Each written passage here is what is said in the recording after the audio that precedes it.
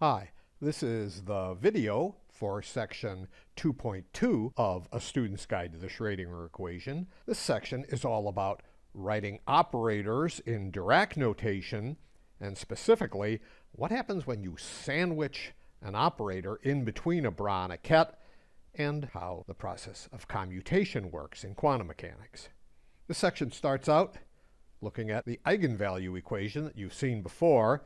In that case, it was written with matrices and vectors, but here it is with an operator O hat and a ket psi. And notice it has the same result, which is that applying the operator to this ket gives you a constant lambda times that ket. In this case, we call psi an eigenket of operator O. This expression becomes pretty interesting when you take the inner product of it with another ket. We'll call it ket phi in this case. Remember, this is the inner product notation with a comma, and since the operator operating on psi produces lambda psi, we've simply written it as an inner product there. But you know how to take an inner product in Dirac notation. The first member, the ket, becomes a bra. So this becomes the bra phi. And now you've got the operator O sandwiched in between, as I said, the bra phi and the ket psi. Letting the operator operate just produces that scalar lambda sandwiched in between bra phi and ket psi. You're going to run into this kind of expression a lot in quantum mechanics, so it's worth taking a little time to make sure you understand it. First up, remember, this is going to give a scalar. Remember, the inner product is a generalization of the dot or scalar product, so of course it's going to give a scalar. Doesn't give a vector, doesn't give an operator. The easiest way to understand that is to let the operator operate to the right on ket psi. In a later section, you're going to see that you can also, with a little modification, let that operator operate to the left. But for now, we're going to let it operate to the right onto ket psi, and we're going to call the result a new ket psi prime. So, previous equation now looks like this. And this is clearly just an inner product. You've got a bra and a ket, so of course you're going to get a scalar. And how is that useful?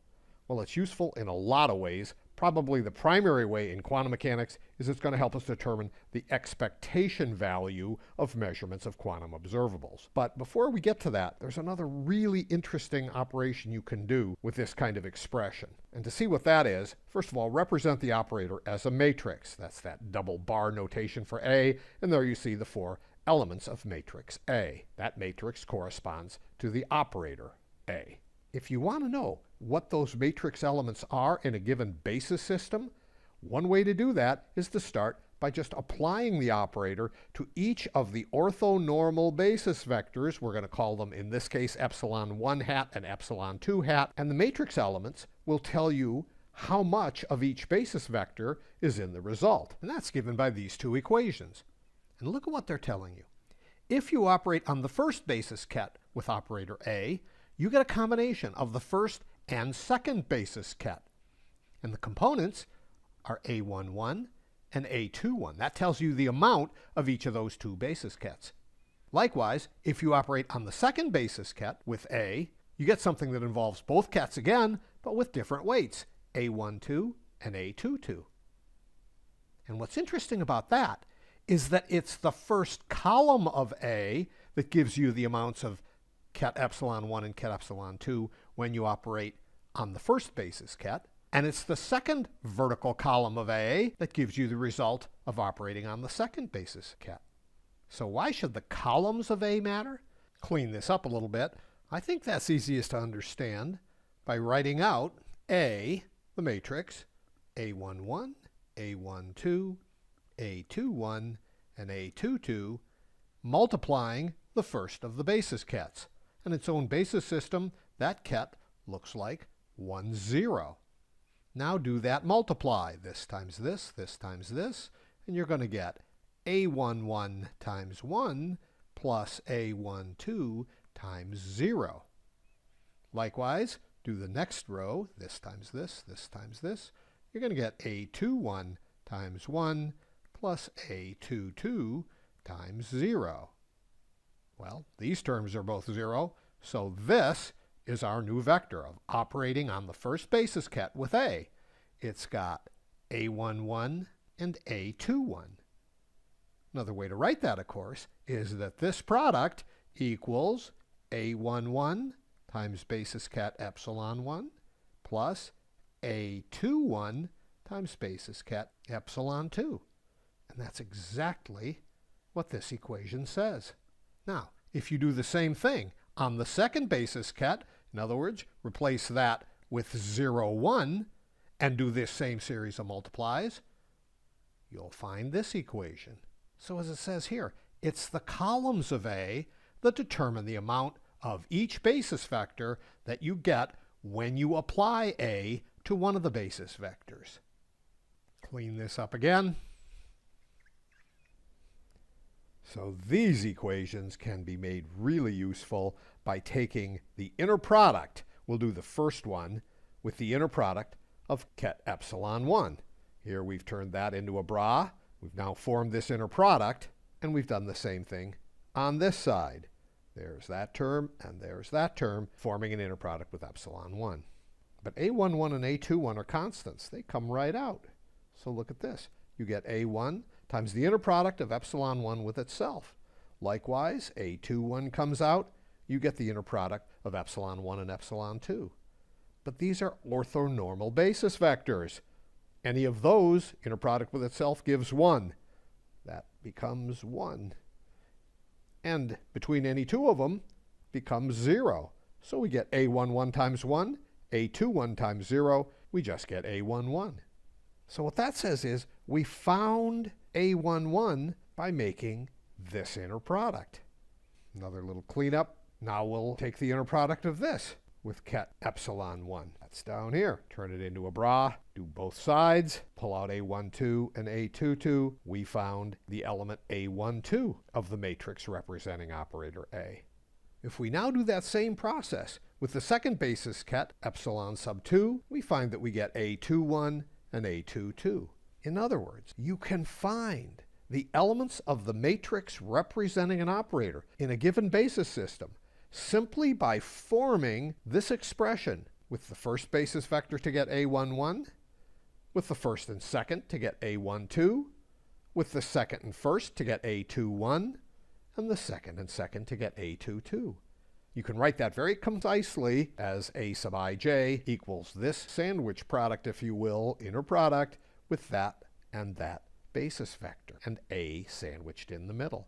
So this is an incredibly powerful way to get the matrix representing an operator in a given basis system. Here's an example of how that looks. We're going to take that same old matrix R representing some operator, and we want to know what are the elements of that matrix in a system with basis vectors I hat plus j hat. This 1 over the square root of 2 just normalizes that vector, and I hat minus j hat, again with a 1 over the square root of 2. You can tell that's normalized because now if I take the first component and square it, add it to the second component squared, I get 1. So these are orthonormal basis vectors, and in order to find the elements of this matrix in that basis, we do the process we just described. There's the first basis vector with the matrix sandwiched in between. That looks like this. Multiply here. You get this with this row vector out front. That simplifies to this. And when you do that last multiply, you get this, which equals 2. For the first row, second column element of R, you take the first and second basis vectors, sandwich R in the middle, go through that math, you get 0. For R21, epsilon sub 2 and epsilon sub 1 give 0. And for R22, epsilon 2, you get 6. So writing it out, here is the matrix R in the epsilon 1 hat, epsilon 2 hat basis. And look at what it is. 2 and 6, 0 and 0. May sound familiar. Sure. 2 and 6 are the eigenvalues of matrix R. We found that in the previous section, and there's a reason for that. The basis vectors that we used here, epsilon 1 and epsilon 2, are the normalized eigenvectors of that matrix. And whenever you express the matrix representing an operator with non-degenerate eigenvalues, that is, no eigenvalue is shared by 2 or more eigenfunctions, whenever you express that in the system with the eigenfunctions as basis functions, the matrix is guaranteed to be diagonal, that is, all the off-diagonal elements will be 0, and the diagonal elements are the eigenvalues of the matrix. So this is matrix R represented in the basis system of its own eigenvectors. Okay, the second bit of this section deals with this process called commuting or commutation. Extremely important in quantum mechanics, and here we see an example of how that comes about. Let's say you have two operators, A hat and B hat. If we apply B to ket psi, and then apply A to the result of that, if A and B commute, you get the same answer as you would have gotten had you first applied A to psi and then applied B to that result. Moving this over to that side, you just say A operating on B psi minus B operating on A psi is 0, or factoring out the psi, AB minus BA operating on psi gives 0. It's this thing that we call the commutator of operators A and B. It's often written with these square brackets and a comma in between. So A operator comma B operator in square brackets is really defined as AB minus BA. So if you got a big value of the commutator, it means there's a big difference in applying the operators in reverse order.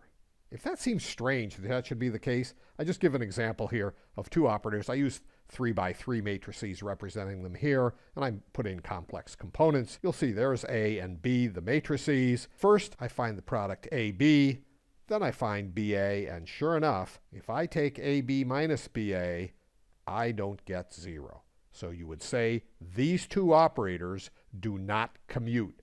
There's going to be a whole lot more about commutation later on. The main ideas of this section: the elements of a matrix representation of an operator in a given basis can be found by sandwiching that operator between pairs of the basis vectors. And if you have two operators for which changing the order of operation gives the same result, those operators are said to commute. This is relevant to quantum mechanics. You're going to see in a later section how to form a thing called the projection operator. We're going to find the elements of the matrix representing that operator using that sandwiching expression that I talked about. Also extremely important is how to determine the expectation value of measurements using that operation. You're going to see that in section 2.5. Also, every quantum observable has an associated operator, and if those two operators commute, it means that when you make measurements, it doesn't matter what order you make them, you'll get the same result. But if the operators for two observables do not commute, then it means the order matters. And that's where the Heisenberg uncertainty principle is going to limit the precision with which those two observables may be simultaneously known. That's it for this section.